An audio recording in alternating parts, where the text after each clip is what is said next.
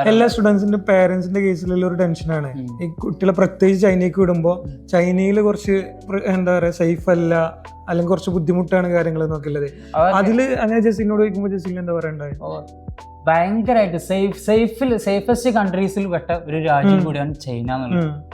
വളരെ കുറവാണ്, വളരെ റയർ ആയിട്ടാണ് അവിടെ ക്രൈംസും കാര്യങ്ങളും ഒക്കെ ഉള്ളത്. എനിക്ക് തോന്നിയിട്ടുണ്ട്. ഈവൻ ഔട്ടിങ്ങിലാണ് നമ്മളിപ്പോ അവിടെ ഉള്ള ഒരു വ്യക്തിയും കൂടെയാണ്. അവിടെ 3 years ആയി നമ്മൾ എന്ത് ചെയ്യുന്നു, സ്റ്റേ ചെയ്യുന്നു.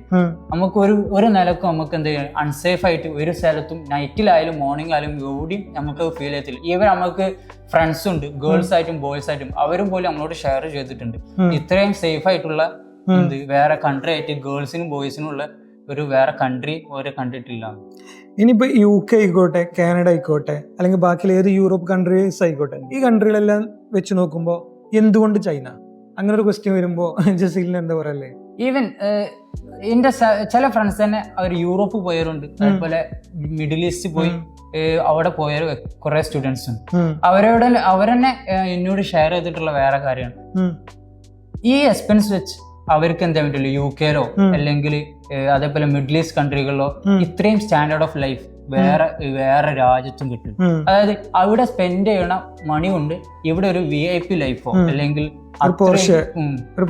ലൈഫ്, അതായത് ഇത്രയും സ്റ്റാൻഡേർഡ് ആയിട്ടുള്ള ലൈഫ് വേറെ എവിടെയും കിട്ടൂല. കാരണം ഈവൻ നമ്മൾ ട്രാൻസ്പോർട്ടേഷൻ ആയാലും അതേപോലെ നമ്മളെ ലിവിങ് സ്റ്റൈല്, പിന്നെ അതേപോലെ അവിടെയുള്ള അക്കോമഡേഷൻസ് കാര്യങ്ങള്, അതേപോലെ university education full totally different ആണ്. ഒരു ക്വസ്റ്റ്യൻ കൂടി, ഇപ്പൊ ഇങ്ങനെ അഡ്മിഷൻ എടുത്തു, ജസീൽ പറയേണ്ടത് സ്കോളർഷിപ്പിലാന്നുള്ളത്. സ്കോളർഷിപ്പിലാന്നുള്ളത് എങ്ങനെയാണ് കൺഫേം ആവുന്നത്? അത് യൂണിവേഴ്സിറ്റി നമുക്ക് ഒരു ലെറ്റർ തരും.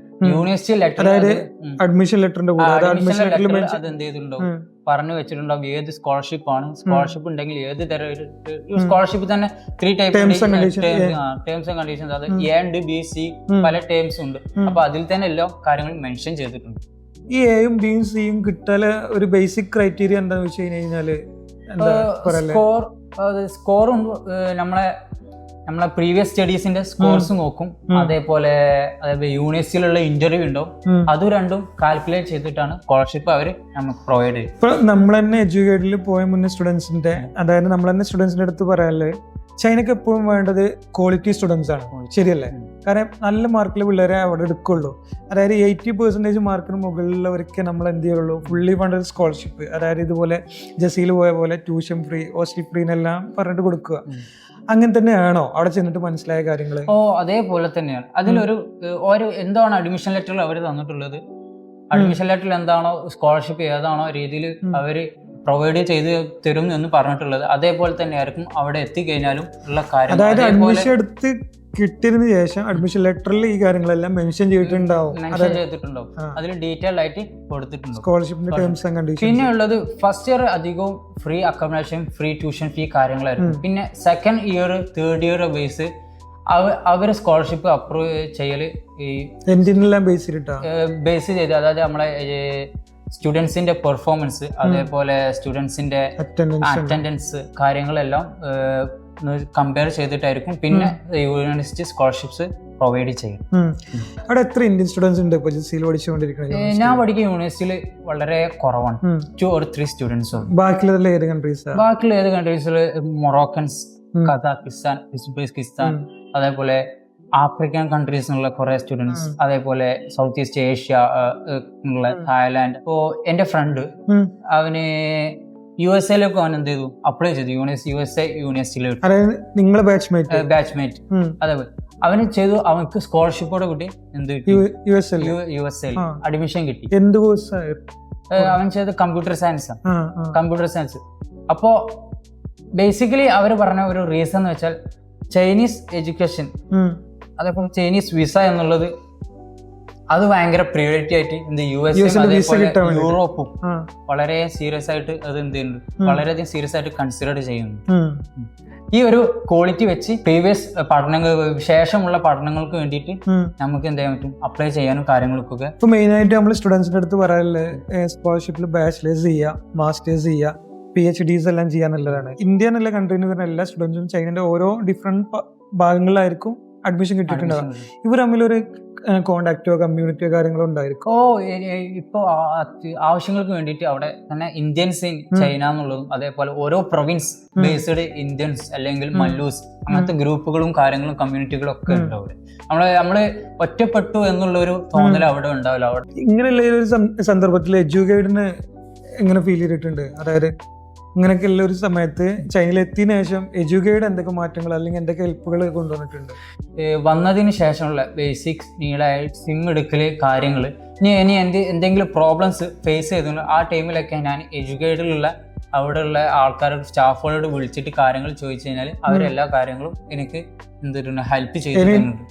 രാത്രിയാണെങ്കിൽ പോലും രാത്രിയാണെങ്കിൽ കോൾ ചെയ്ത് മെസ്സേജ് അയച്ചാൽ അവരെപ്പോഴും റിപ്ലൈ കോൾ ചെയ്ത് നമ്മൾക്ക് പ്രോബ്ലം സോൾവ് ചെയ്ത്. പിന്നെ ഏറ്റവും കൂടുതലായിട്ട് എല്ലാവരും ചോദിക്കുന്നതാണ് ഫുഡിന്റെ. ചൈന എന്ന് പറയുമ്പോൾ ഫുഡ് ഒരു ഭയങ്കര ഇമ്പോർട്ടന്റ് ആണല്ലോ, എല്ലാവർക്കും ഫുഡ് ഭയങ്കര പ്രയോറിറ്റിയാണ്. അപ്പൊ ചൈനയിൽ നമ്മളെ ഫുഡെല്ലാം കിട്ടുമോ? ഇന്ത്യൻ ഫുഡ് ഇപ്പോൾ ഞാൻ നിൽക്കുന്ന സ്ഥലത്ത് തന്നെ ഇപ്പോൾ ഇന്ത്യൻ റെസ്റ്റോറൻറ്റ്സ് നാൻജിങ്ങിൽ ഇന്ത്യൻ റെസ്റ്റോറൻറ്റ്സ് ഉണ്ട്, പാകിസ്ഥാൻ റെസ്റ്റോറൻറ്റ്സ്, അതേപോലെ ബംഗ്ലാദേശ്. ഇവരൊക്കെ ടേസ്റ്റ് ഒക്കെ എല്ലാം നമ്മളതേ സെയിം ടേസ്റ്റ് അല്ല. റെസ്റ്റോറൻറ്റ്സ് ഒക്കെ അവിടെ ഉണ്ട്.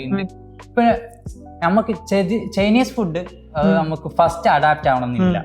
പിന്നെ ഞാനിപ്പോ ഫസ്റ്റ് വന്ന ടൈമിൽ എനിക്കൊരു എന്ത് ചെയ്തിരുന്നു അങ്ങനെ എന്തെങ്കിലും ഞാൻ ചൈനീസ് ഫുഡിലേക്ക് അഡാപ്റ്റ് ചെയ്തില്ല. ഇപ്പൊ ഞാൻ പുറത്ത് യാത്ര ചെയ്യുകയാണെങ്കിൽ ചൈനീസ് ഫുഡ് അത്യാവശ്യം ഞാൻ കഴിക്കുന്നുണ്ട്. ഒരു അഡാപ്റ്റ് ആവാനുള്ള ഒരു ടൈം മാത്രം ഉണ്ടാവും. അതിനുശേഷം ഫുള്ള് നമുക്ക്. അതുപോലെ ഹലാൽ ഫുഡ് എങ്ങനെ? ഹലാൽ ഫുഡ് ഇപ്പൊ നമുക്കറിയാം ജസീലിന്റെ ഒരു അനുഭവമായിട്ടാണ് ചോദിക്കുന്നത്. എന്റെ അനുഭവം കൊണ്ട് ഞാൻ എവിടെ പോയാലും ഹലാൽ അല്ലാതെ ഫുഡ് കഴിക്കേണ്ട ഒരു അവസ്ഥ എനിക്ക് വന്നിട്ടില്ല. എവിടെ പോയാലും ചൈനീസ് മുസ്ലിംസിന്റെ ഷോപ്സ് ഉണ്ടാവും. അതെ,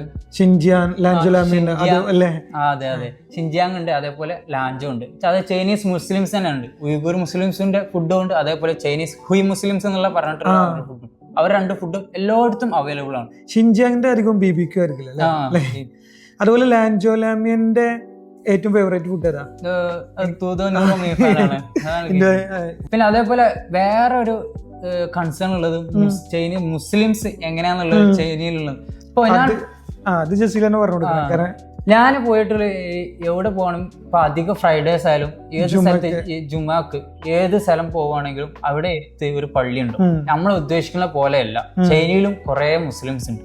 അപ്പൊ അതിന്റെ ഒരു കൺസേൺ ആയിട്ട് നിങ്ങൾ ഒരിക്കലും കരുതേണ്ട ആവശ്യം. എല്ലാ സിറ്റിയിലും ഓരോ മുസ്ലിംസ് പള്ളി ഉണ്ട്, അതായത് മുസ്ലിം സ്റ്റുഡൻസിനെല്ലാം പോവാം. മുസ്ലിം സ്റ്റുഡൻസിനെല്ലാം. അപ്പൊ ഞാൻ ഇതുവരെ പോയ എല്ലാ സ്ഥലത്തും അധികം സ്ഥലത്തും പള്ളികളുണ്ട്, അതേപോലെ ഹലാൽ ഫുഡ് നമുക്ക് ഇത് പറയാൻ കാരണം മറ്റൊന്നുമില്ല. ചൈന എന്ന് പറയുമ്പോൾ മതല്ല എന്ന് പറഞ്ഞാണ്ട് കുറെ ടോക്സ് അതുകൊണ്ട് പറഞ്ഞിട്ടുണ്ട്. ക്രിസ്ത്യൻ ചർച്ചൊക്കെ ഉണ്ട്, ജസീൽ കണ്ടിട്ടുണ്ടോ? അമ്പലങ്ങളൊക്കെ ഉണ്ട് ഞങ്ങളെ ഏരിയയിൽ.